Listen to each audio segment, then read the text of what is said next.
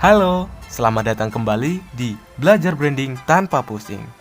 Saya Adam Miftahul Huda dan di episode ini kita akan membahas sesuatu yang sangat penting dalam branding, yaitu pola andalan.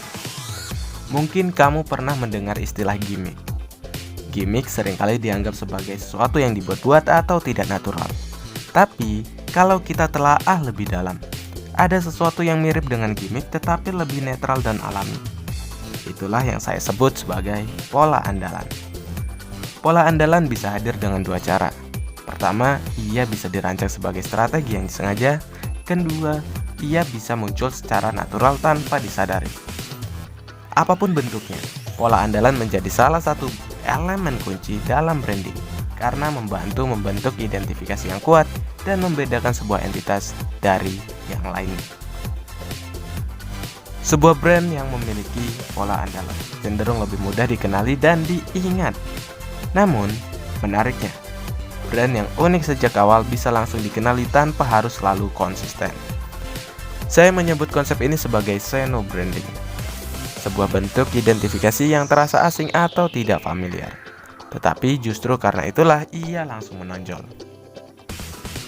Contoh nyatanya ada di dunia stand-up comedy. Salah satu komika yang memiliki pola andalan kuat adalah Dodit Mulyanto. Di setiap penampilannya, ia selalu tampil dengan gaya khas, mengenakan pakaian rapi, bersikap tenang tanpa ekspresi berlebihan, dan membawa biola. Keunikan ini begitu menonjol hingga banyak orang yang tidak mengikuti kompetisi stand-up comedy Indonesia atau Suci Season 4 berpikir bahwa Dodit adalah juaranya.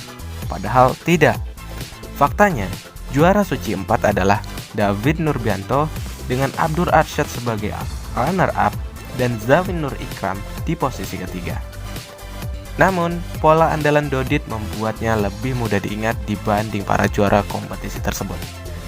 Dari sini, kita bisa melihat bahwa pola andalan bukan sekadar soal kemenangan atau pencapaian formal. Justru elemen identifikasi yang kuat, baik disengaja atau alami, dapat membentuk persepsi yang lebih melekat di benak audiens.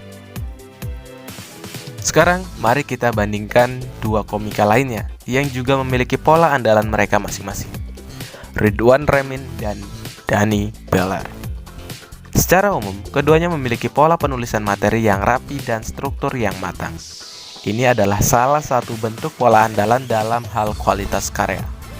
Namun, dari segi gaya penyampaian dan identifikasi pasif, ada perbedaan yang menarik. Sebelum masuk lebih dalam, penting untuk memahami perbedaan antara identifikasi aktif dan identifikasi pasif.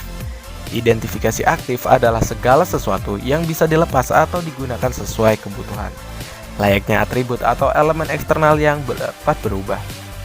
Contohnya adalah pakaian, aksesori, atau bahkan gaya berbicara yang bisa disesuaikan dalam berbagai situasi. Sementara itu, identifikasi pasif adalah hal-hal yang melekat pada seseorang dan tidak bisa dilepas, tetapi masih bisa ditutupi atau tidak diberitahukan secara langsung. Salah satu bentuk identifikasi pasif adalah rekam jejak atau pengalaman. Karena ini merupakan sebuah bagian dari sejarah seseorang yang tidak bisa diubah atau dihapus begitu saja. Ridwan Remin dikenal sebagai juara pertama Suci 7.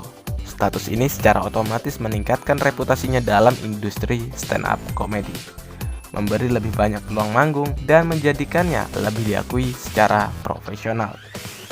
Dani Beller, meskipun hanya menjadi juara 3, juga memiliki daya tersendiri dengan gaya yang khas. Jika keduanya mengadakan acara di waktu dan tempat yang sama, penonton pasti tertarik menonton mereka. Namun, distribusi penonton bisa berbeda. Ada yang memilih Ridwan Remin, ada yang lebih menyukai Dani Beller, dan ada juga yang ingin menonton keduanya tetapi harus memilih salah satu. Branding bukan hanya soal bisnis atau industri hiburan. Dalam kehidupan sehari-hari, kita juga memiliki pola andalan yang membentuk cara orang lain mengenali kita. Seorang atasan di kantor mungkin dikenal karena gaya kepemimpinan yang tegas tetapi adil. Seorang seniman mungkin memiliki gaya tertentu dalam setiap karyanya. Bahkan, di dalam keluarga atau lingkungan sosial, kita memiliki kebiasaan atau ciri khas yang menjadi identifikasi diri kita. Menariknya, pola andalan ini bisa menjadi kekuatan atau kelemahan. Jika kita memiliki kebiasaan positif yang teridentifikasi oleh orang lain, misalnya selalu disiplin, rajin membantu, atau humoris, maka itu bisa menjadi nilai tambah. Sebaliknya, kebiasaan negatif yang tak disadari juga bisa menjadi pola andalan yang merugikan. Misalnya selalu terlambat, suka menunda pekerjaan, atau mudah marah. Jadi, pola andalan adalah elemen penting dalam branding, bagi dunia hiburan, pekerjaan, maupun kehidupan sehari-hari. Pola andalan menentukan bagaimana kita dikenali dan diingat. Jika ingin membangun identifikasi yang kuat, kita harus menyadari pola andalan kita, baik yang disengaja maupun yang muncul secara alami. Nah, di episode berikutnya kita akan membahas sesuatu yang tak kalah menarik, pemadanan kata dalam branding. Mengapa penerjemahan saja tidak cukup?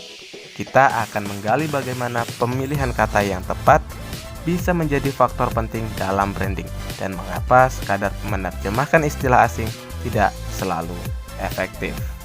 Terima kasih telah bergabung dan selamat menikmati perjalanan belajar branding tanpa pusing.